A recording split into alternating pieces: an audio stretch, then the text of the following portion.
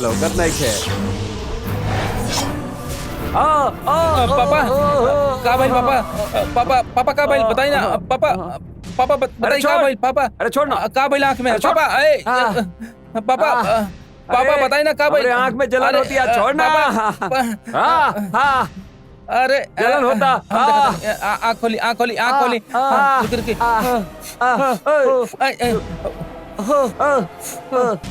पापा आपका ठीक लगा था? मूर्ति हमरा कुछ लौकत नहीं करे। हाँ पापा आप ही का बोला था नहीं? हमरा कुछ दिखाई नहीं के दे। पापा आप सच बोला था नहीं ना? अरे हम साथ बोला था नहीं रे, चल गए हमारा आँख के रोशनी चल गए, कुछ ना देख पाए हम। तू हमारा बगल में खड़ा पड़ा ना, लेकिन हम देखना पावता नहीं। ओके हम देखना पावता नहीं। पापा अब फिर से पूछा था नहीं, सच बोला था नहीं ना? हम झूठ काहे बोला, हमके सच में कुछ दिखाई नहीं के दे। मूर्ति हम वो बिल में देखत रहनी है, यही लिए हमारा आँख चल गए। अब हमारी इज्जत चल जाए। का हुई पापा, लड़की वाला हमके देखे खातिर कभी भी आ सकेले पापा, और आप ऐसा अंधा हो गए नहीं पापा। अब तू हमरा के अंधा भी काहे लगले? हम थोड़ा देर इंतजार करता नहीं, शायद ठीक हो जाए। पर तब तक आप कैसे संभालें पापा? अब हम तो हरे सहारे बानी बेटा, हमके संभाल के अंदर ले चलिए बाबू। ठीक बा, हम लेकर चलता नहीं और आपके साथ रहा, लेकिन आप हमसे बात करता नहीं और दूसरा तरफ देखता नहीं। हमारी बात सुनी, जोना तरफ से आवाज आए वही दिशा में देखकर बात करिए। आवाज की तरफ देखा। अच्छा आइडिया बाटे।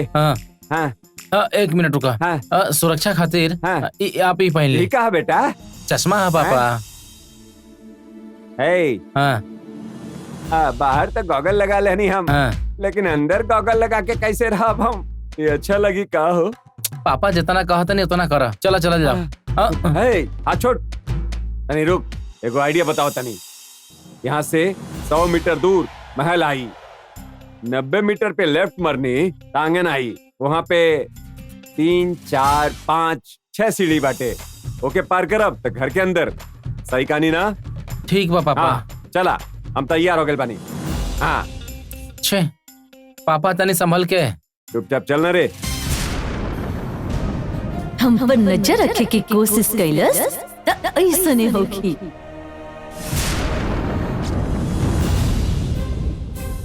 नंदिनी के काल चक्र कहाँ बा अगर बता दे तो हमके मार के काल चक्र छीन ले, और अगर ना बताए तो बिल के अंदर ही मार दे। अगर मौत से बचे के बा तो जरूर कुछ करे के होखी। एजे से हम जोन भी बोलता नहीं वो बाहर क्यों ना सुनता। अगर हम कुछ लिख के बाहर फेंकी तो केहू न केहू के मिल जाई और हमारे बारे में मालूम चल जाए। हाँ यह करल ठीक होगी, लेकिन कैसे लिखी, कौने चीज पे लिखी?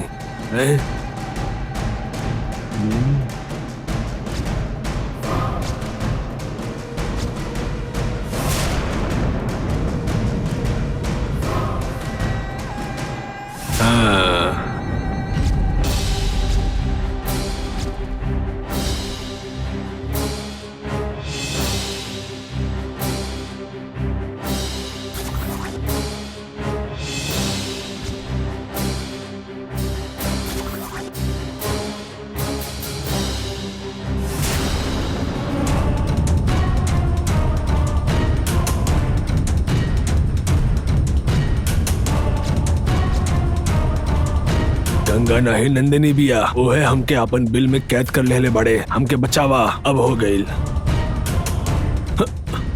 आज तक तो कागज पर मैसेज भेजत रहनी, लेकिन ऐसन परिस्थिति आ जाई कि बनियान पे लिख के भेजे के होखी। बस एकरा के क्यों देख ले, हमके इजे से मुक्ति मिल जाए भगवान। अरे बाप रे।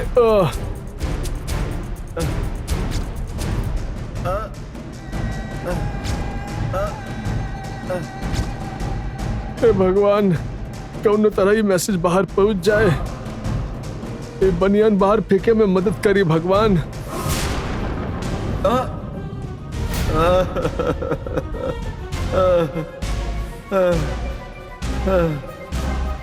हे भगवान।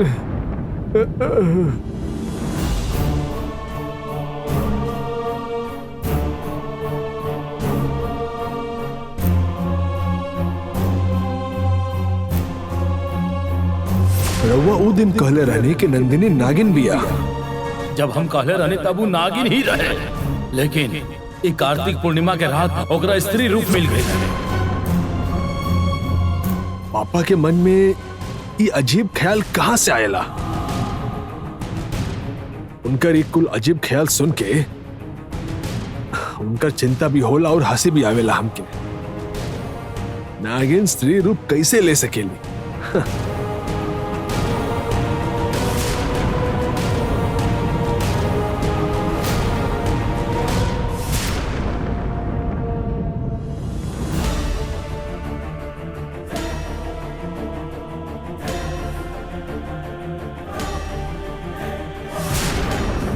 दिन दहाड़े दरवाजा काहे बंद कर रहल बानी?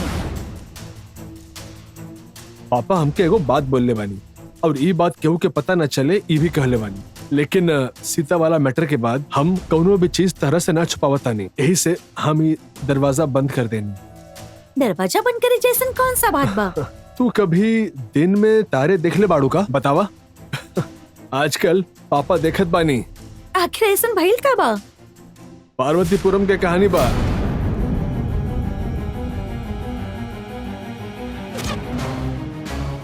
और कहानी के हीरोइन और केहू नहीं खे, तहार नंदिनी बिया। तू नाग माता के रूप में नंदिनी के पूजा कैले बाड़ू ना, तो ओके दिखले बाड़ू ना। नंदिनी कैसन दिखेली बतावा? शायद तू भक्ति में लीन हो जालू, यही से तू देख ले ना बाड़ू ओकरा के। ठीक कहता नहीं ना हम? लेकिन जब हम तारा के खोजत पार्वतीपुरम आयल रहनी तब हम नंदिनी के देखले रहनी। तहार नंदिनी ऊंचा और शक्तिशाली दिखेली, मालूम? हमरा बारे में हमके ही बता रहल बाड़ो। वो नंदिनी अब कैसन दिखेली मालूम बा? वो स्त्री रूप ले ले बाड़ी। ऐसा ने पापा कहत रहने।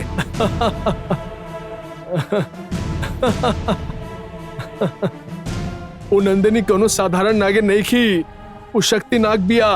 और एगो बात बतैले रहे हूँ, हाँ, नीलकंठ ऋषि पत्नी नंजुमा देवी के वंश से बिया। स्त्री रूप धारी नंदिनी कुछ भी कर सकेली, इतना शक्तिशाली बिया। पापा बिना कुछ भी सुनावता नहीं हमके। तोहरा बाप के सच्चाई बतावे पर भी तो के भरोसा ना भइल ना, अब हमार काम आसान हो गई। हमार पापा बिजनेसमैन बाड़े नहीं, हमके मालूम बा, लेकिन वो कहानी भी इतना अच्छा सुनावे ने ये हमके अब पता चला। पापा के नागिन के संगे दुश्मनी बा, यही से कल्पना में हूँ नागिन के स्त्री रूप के कहानी बना लेने। ये आइडिया अगर केहू डायरेक्टर सुन ले ना तो ए पर फिल्म बना दे। हमार कहानी के हमरा ही सामने मजाक उड़ा रहल बाड़ो। पुरुष स्त्री बन सकेले, स्त्री पुरुष बन सकेली। डार्विन के स्टोरी माना था इंसान बंदर से बनल बाड़े, लेकिन नागिन औरत कैसे बन सकेला भला?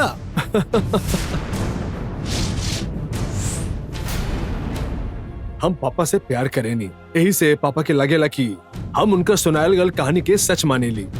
रउआ के नंदिनी के कहानी पर विश्वास नहीं खे ना? दोनों लॉजिक ही नहीं खे, हम कैसे यकीन कर लें? कुछ चीजन के लॉजिक ना हो खेला पर उस सच हो खिली। मतलब तरह के पापा पर विश्वास पा? नाग शक्ति के बारे में बतावल बात झूठ नहीं खे। नाग शक्ति सारा शक्ति इनमें से बड़ा शक्ति बा। कैसन बड़ शक्ति? हम इंसान खुद के घर खुदे बनावे नहीं, लेकिन नाग दूसर के घरा पे कब्जा करे नहीं, मालूम बना? तो फिर नाग भला इंसान जैसन कैसे हो सकेला बतावा? नागिन मनुष्य रूप में आ सकेला, ये अंधविश्वास बा। लेकिन तू भी ए पर भरोसा करे लो, ये बात पर अचरज होता हमके। नागिन के स्त्री रूप असंभव बा। और हाँ, अगर ऐसन बात करब ना तो लोग हमनी के पागल कहिए।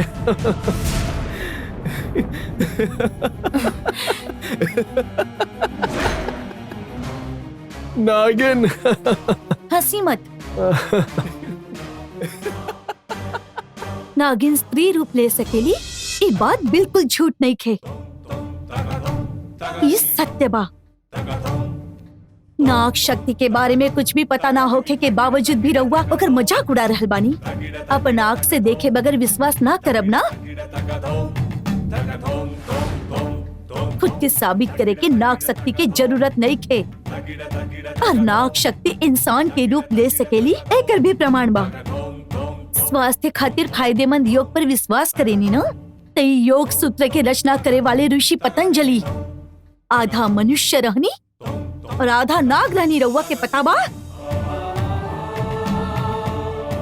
राहु जैसन समृद्धि और केतु जैसन विपदा क्यों भी ना ला सकेला।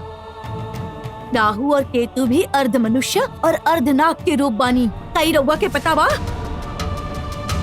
इ चीजन के आंखन से ना देख सकेले, बल्कि ई त एक दिव्य चमत्कार बा। दिव्य शक्तियन पर सवाल ना करे के चाहिए।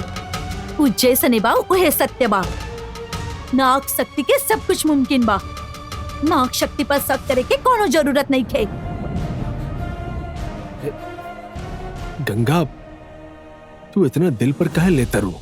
ये तो हमार पर्सनल ओपिनियन बा। तारा के इतना बुरा लगी ये हम ना सोच ले रहनी। नाग देवी पर तहार सच्चा श्रद्धा बा, यह खातिर हमार बात से तहरा के गुस्सा आ गई। ये बात हम माने नहीं। तहार नाग शक्ति पर और तहार श्रद्धा पर उंगली उठावे के हमके कौनो अधिकार नहीं खे, और हम ये बात पर जरा भी ख्याल किए बिना बोलत गई नहीं। हम ये टॉपिक छेड़ के तहार दिल दुखाई नहीं। हमके माफ कर दा प्लीज। दोबारा ऐसा गलती हम ना करब। अब हमारी गलती खातिर हमसे बात करल बंद मत करिया प्लीज प्लीज। तारा के विश्वास नहीं खे होत ना, तो इला 1 2 3। अब हमके माफ कर देलू, इतना तो बोल देना प्लीज गंगा। वो सब जाए दी। ये बताइए बाबूजी नंदिनी के बारे में का कहलस? तारा के और कुछ मालूम बा का? ना ना, बस बाबूजी का कहानी वो जाने के रहल। पापा तो हम कितना ही बताइने। ठीक बा, तभी तो बताई। का बोलू? अब वो दरवाजा खोली। हाँ अभी खोला तनी ना।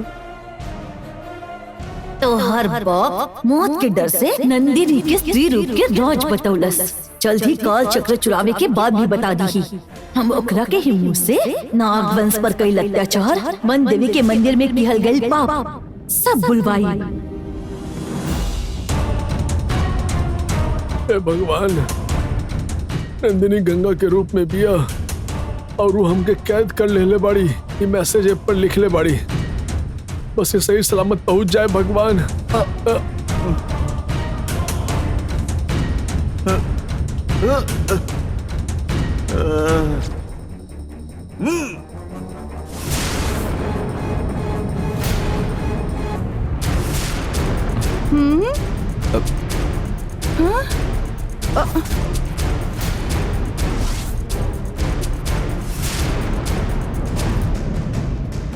अब ई के फेकलस। अरुण रुक जा। देखा एकरा पे ताबीज बंधला, लागता केहू काला जादू करके फेंक ले। एकरा छुइया भी मत। अब घर के सामने गिरल बा तो उठाए तो पड़ी ना हमके। हम कह रहल बानी ना अरुण, हाथ मत लगाइया एकरा। देवी बुआ, अरे अरुण, भैया अरे भैया केहू काला जादू करके एकरा एहिजा फेंक ले बा। हम अरुण के एकरा हाथ लगाए से मना कइनी, फिर भी एकरा उठाए जा रहला। देखी ना के फेंकले हुई? पता ना, बाकी देख के ही डर लग रहला।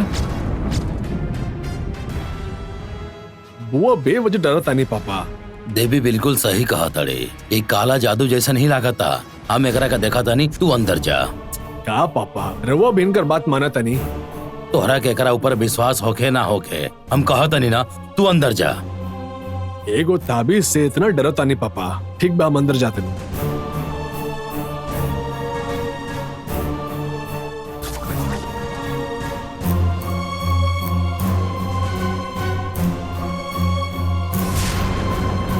एक एक खोले के काम सिर्फ भैरवी ही कर सकेले। ओकरे के खोले के कहा था नहीं। गंगा। हाँ बाबूजी, का देख रहल बानी सब? ई जौन फेंकल गइल बा वही के सब केहू देखत है।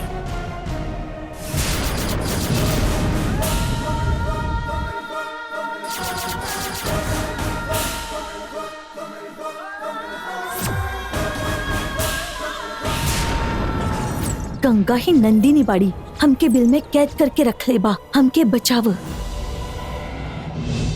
बिच्छू, वहाँ से बाहर निकले खातिर तू ई प्लान बनौले बाड़ का? हमार बनियान केहू के मिल जाए भगवान। रउआ जी कहता नहीं वो सच बा कि जरूर केहू काला जादू कैले बा।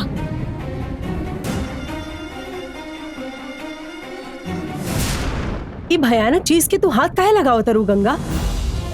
रउआ चिंता मत करी, हम रोज नाग माता की पूजा करेंगे। ये सब हमार कुछो न बिगाड़ सकेले। एके वो बिल में डाले के बाद यदि कितना भी बड़ा संकट होके अपना आप खत्म हो जाये। खाक हो जाई?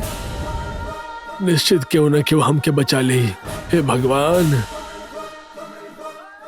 पापा हमार हाथ पकड़ा। हाँ? खाक कैसे हो जाए?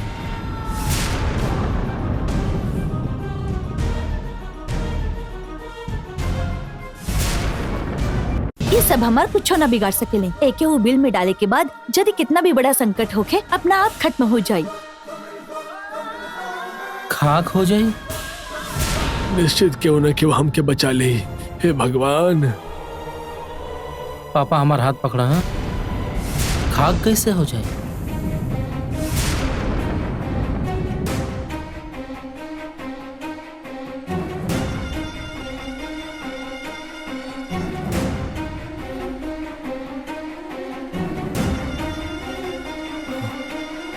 अरे हे। हाँ।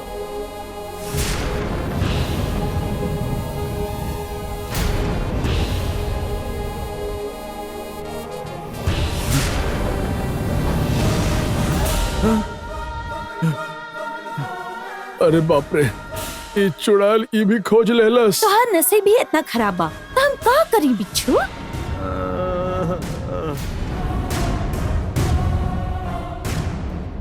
हे।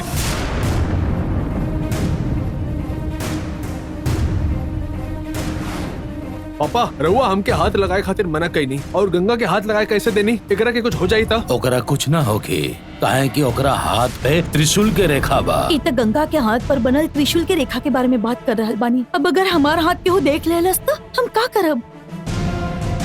त्रिशूल रेखा हा, त्रिशूल रेखा हा, ऐसा कह के बहुत तारीफ करे नहीं रहुआ। त्रिशूल रेखा कैसे होकेला देखे के बाम रखे। हमके बिना वो त्रिशूल रेखा देखे के गंगा तनी अपन हाथ दिखावा ना। लेकिन आप अंधा हो गए बानी, फिर कैसे देखा?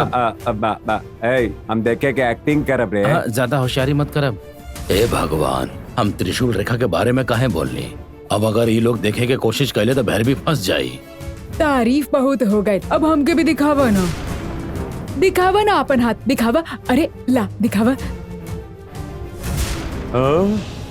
भैया जैसन बतौले रहलन बस यही त्रिशूल रेखा बा। अरे कमाल है ई त। अगर ऐसन रेखा बा तो कोनो परेशानी ना हुई। हाँ। हाँ हाँ हाँ, ये तो बहुत बड़ रेखा बिया। बाप रे, कितना क्लियर लौकत बाटे हो। बच गई नी।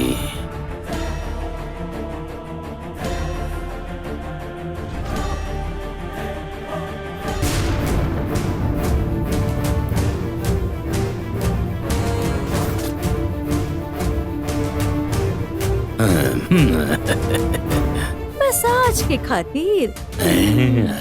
ये भैरवी बहुत होशियार भी है।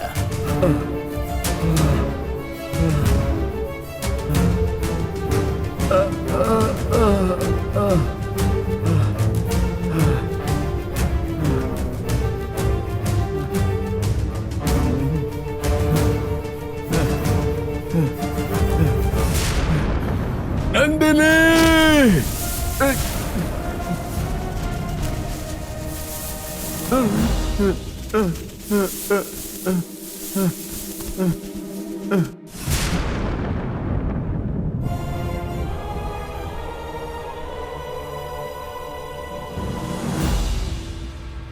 आपकी आंख के लाइट दिखा था का? खाली लाइट ही लौकता डॉक्टर।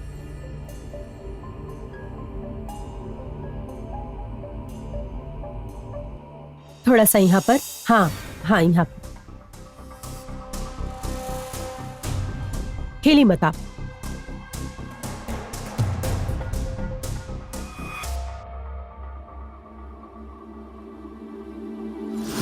डॉक्टर हमार आँख ठीक तो हो जाए ना?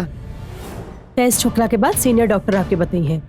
अब उठी, आपकी आंख में ड्रॉप डाल। हाँ पापा ही जा, बैठ जा, संभल के। कहाँ हाँ? लोग के लड़े? हाँ, संभल के। हाँ हाँ बैठी। हाँ ऊपर देखी।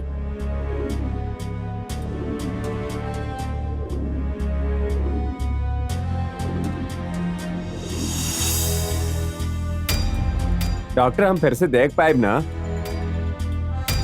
पापा हाँ आप चिंता मत करें। Yes doctor. रिपोर्ट्स एकदम परफेक्ट है। हाँ प्रॉब्लम समझ में नहीं खे आवत। फिर हमारा पापा के भइल का बा डॉक्टर? फिलहाल वो हम भी ना बता सकत नहीं। हम वो पहली बार ऐसा केस देखता नहीं। हाँ ड्रॉप लिख के दे तनी, एक हफ्ता एकरा के कंटिन्यू करा, ओकर बाद हमके बतावा। ओकर बाद आगे का हाँ। करे के बा वो बाद में सोचल जाए। डॉक्टर चाहे जितना भी पैसा लगे हम खर्च करब, लेकिन हमारा आँख ठीक हो जाएगा चाहे। अरे आई विल पापा। ट्राई माय बेस्ट। हाँ हाँ थैंक्स डॉक्टर। पापा सॉरी डॉक्टर। एक वीक के बाद आके दिखाइए। हाँ थैंक यू डॉक्टर। ओके। पापा चश्मा पहन लो, हाँ सिस्टर, संभल के। is there any patient waiting outside? Okay.